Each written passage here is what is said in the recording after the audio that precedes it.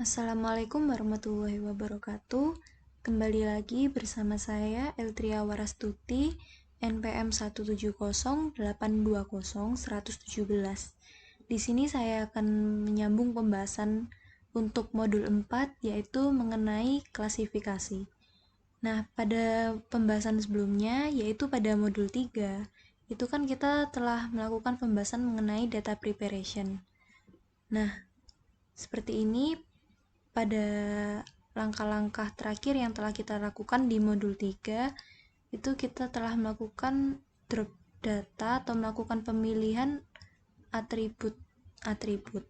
Nah, setelah kita melakukan pemilihan atribut tersebut, kita masuk pada modul 4, yaitu klasifikasi, di mana untuk step pertamanya sendiri kita coba cek kembali terlebih dahulu mengenai data yang ada dan atributnya dengan cara data.info. Nah, setelah kita memasukkan sintaks ini, kita dapatkan hasil bahwa di sini atribut yang ada itu ada survive hingga atribut CQS, ini yang dari proses encoding di modul 3 dari atribut embarked sebelumnya. Nah, kemudian di sini kita dapat melihat bahwa atribut-atribut ini ada beberapa tipe data. Nah, pada modul 4 ini kita membutuhkan tipe data yang numerik. Nah, jadi oleh karena itu kita putuskan untuk melakukan drop data pada atribut-atribut yang tipe datanya bukan numerik. Seperti name, ini tipe datanya adalah objek. Kemudian ada tiket, ada kabin, dan juga title. Nah, oleh karena itu, langkah keduanya di sini kita lakukan data.drop untuk atribut name, tiket, kabin, title, in place sama dengan true, dan exist sama dengan 1. Nah, kemudian setelah kita melakukan drop data pada atribut yang bukan numerik itu tadi, kita cek kembali dengan data.info. Di sini kita dapat melihat bahwa atribut yang bukan numerik itu telah dihapus atau telah di-drop. Nah, kemudian setelah kita amati kembali dari data.info ini, ada salah satu atribut, yaitu atribut X, di mana di sini itu angkanya itu tidak sama dengan atribut-atribut yang ada. Nah, oleh karena itu dari hal ini, maka kita akan coba cek kembali apakah ada nilai yang missing value, apakah ada nilai yang kosong atau nol, dengan cara memasukkan perintah data atribut x.isNull.sum. Nah, setelah kita melakukan sintaks ini, ternyata ditemukan ada 177 data yang nol atau kosong. Nah, kemudian dari apa yang kita ketahui ini tadi, kita memutuskan skenario apa yang diambil ketika ada kolom yang mengandung missing value. Nah, di sini saya melakukan drop data pada atribut X karena alasan pertamanya jumlah data yang nol ini cukup banyak, yaitu ada 177 data. Kemudian yang kedua, dilihat dari visualisasi headmap yang telah dilakukan di modul 3, nilai korelasi atribut X ini bernilai negatif atau minus. Oleh karena itu, maka diputuskan untuk melakukan drop data pada atribut X. Nah, di sini untuk drop datanya sendiri, memasukkan perintah data.drop atribut X in place sama dengan true, exist sama dengan 1. Nah, setelah kita melakukan drop data pada atribut X, kita cek kembali dengan data.info apakah atribut X ini tadi sudah benar-benar terhapus. Nah, di sini kita dapat melihat bahwa atribut yang ada itu seperti tampilan ini, dan atribut X itu telah terhapus. Nah, lalu kita masuk pada algoritma decision tree sesuai modul 4. Jadi, langkah pertamanya ini, di sini kita itu menambahkan atau melakukan import algoritma di baris pertama, yaitu algoritma decision tree, kemudian pada baris kedua ini matrix, dan yang ketiga ini juga split data. Nah, setelah kita melakukan import, kita melakukan pemisahan kolom. Nah, jadi di sini itu ada kolom yang akan menjadi atribut dan juga ada kolom yang akan menjadi label. Nah, untuk kolom yang menjadi atribut sendiri itu nanti akan disimpan pada Xdata. Nah, pada ini semua atribut itu nanti akan disimpan pada Xdata ini kecuali atribut survive. Kenapa? Karena nantinya atribut survive itu akan digunakan untuk menyimpan kolom yang sifatnya label pada YData ini. Oleh karena itu, kita di sini deklarasikan bahwa Xdata itu sama dengan semua atribut dan kita lakukan drop, data.drop untuk atribut survive, exist sama dengan 1. Kemudian untuk deklarasi YData sendiri, di sini kita menggunakan data.survive. Lalu setelah kita melakukan pemisahan kolom, di sini kita mencoba untuk membagi atau melakukan split data. Nah, jadi kita di sini tuh melakukan fungsi split dengan prosentasenya 70% untuk data training dan 30% untuk data testing.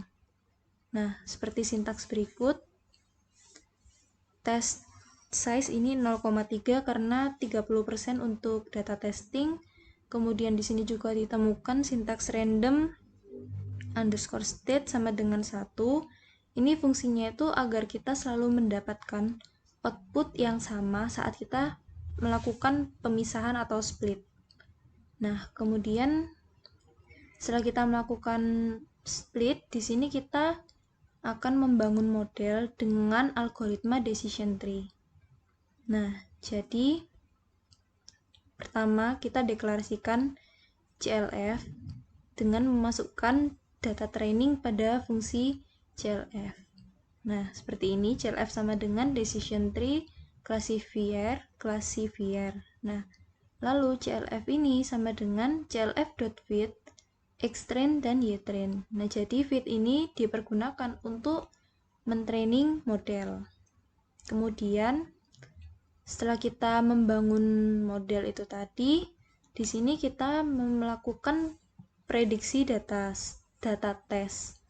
Nah, jadi model yang dibangun itu nanti dapat dipergunakan untuk melakukan prediksi terhadap data tes.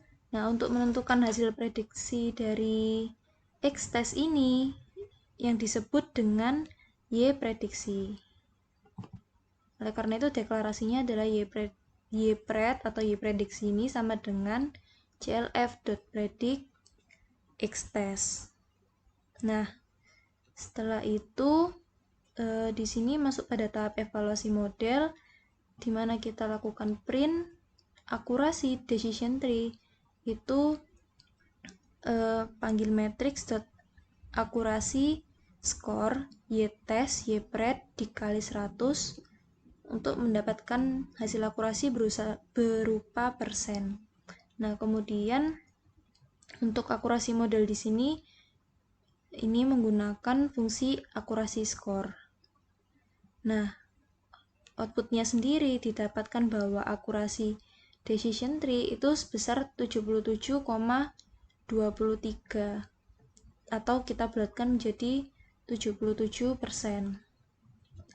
Nah, itu kan merupakan pembahasan mengenai algoritma decision tree. Kemudian ada berbagai jenis algoritma yang lain. Salah satunya yaitu kita bahas Naive Bayes. Nah, jadi pada tahap pertama di sini seperti langkah sebelumnya, kita akan menambahkan algoritma Naive Bayes dengan melakukan perintah from sklearn.naivebayes import dengan jenis Gaussian NP. Nah, kemudian kita memisahkan kolom seperti pada tahap sebelumnya yang dilakukan pada decision tree. kita pisahkan menjadi kolom atribut dan juga label, di mana X data ini nanti kolom atribut. Jadi kita lakukan drop pada atribut survive, karena survive ini nanti akan menjadi atribut dengan sifatnya label. Nah, setelah kita melakukan pemisahan kolom, kita membagi data dengan melakukan fungsi split, 70% untuk data training dan 30% untuk data testing. Lalu ini 30% untuk size-nya. Terus random state ini sama dengan 1, agar kita selalu mendapatkan output yang sama saat melakukan split atau pemisahan. Nah, kemudian di sini Naive Bayes ini kita akan membangun model. Nah, algoritma yang dicoba itu kan Naive Bayes di sini. Nah, kita deklarasikan Gaussian itu dengan memasukkan data training pada fungsi Gaussian. Nah, kemudian Gaussian sama dengan Gaussian.fit xtrain ytrain. Nah, jadi fit ini digunakan untuk mentraining model. Lalu pada tab berikutnya ini ypred sama dengan Gaussian.predict xtest. Nah, jadi model yang dibangun nanti dapat digunakan untuk melakukan prediksi terhadap data test. Nah, menentukan hasil prediksi dari xtest ini yang disebut dengan y-prediksi ini. Nah, setelah itu kita lakukan print akurasi Naive Bayes matrix.akurasi score y-test y-pred dikali 100. Nah, kemudian outputnya kita dapatkan bahwa akurasi Naive Bayes ini sebesar 75,37, 31 dan seterusnya, dan kita bulatkan menjadi 75%. Nah, kemudian untuk algoritma terakhir, seperti pada modul itu kan diminta untuk melakukan klasifikasi pada dua algoritma yang lain. Nah, di sini saya memilih algoritma Knirs-Nickborn atau bisa disingkat dengan KNN. Dan untuk langkah pertamanya sendiri, seperti sebelumnya, kita menambahkan algoritma Knirs-Nickborn from sklearn.nickborn import Knickborn classifier. Nah, kemudian kita memisahkan kolom menjadi kolom atribut dan juga kolom label. Nah, untuk atribut sendiri ini pada X data semuanya itu merupakan kolom atribut kecuali survive. Oleh karena itu kita lakukan drop data pada atribut survive. Nah, Y data ini kolom label yaitu survive sendiri. Nah, setelah itu kita melakukan split fungsi dengan prosentase 70% untuk data training dan 30% untuk data testing seperti yang diperintahkan pada modul, dengan xtrain, xtest, ytrain, ytest itu sama dengan train test split, xdata, ydata. Terus test size-nya tadi kan 30% yaitu 0,3.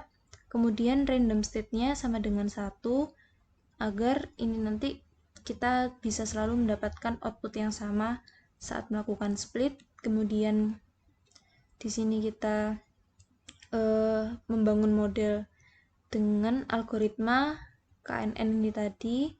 Kemudian kita deklarasikan KNN dengan memasukkan data training pada fungsi KNN, dengan KNN sama dengan Knickborn classifier n underscore Knickborn sama dengan 1.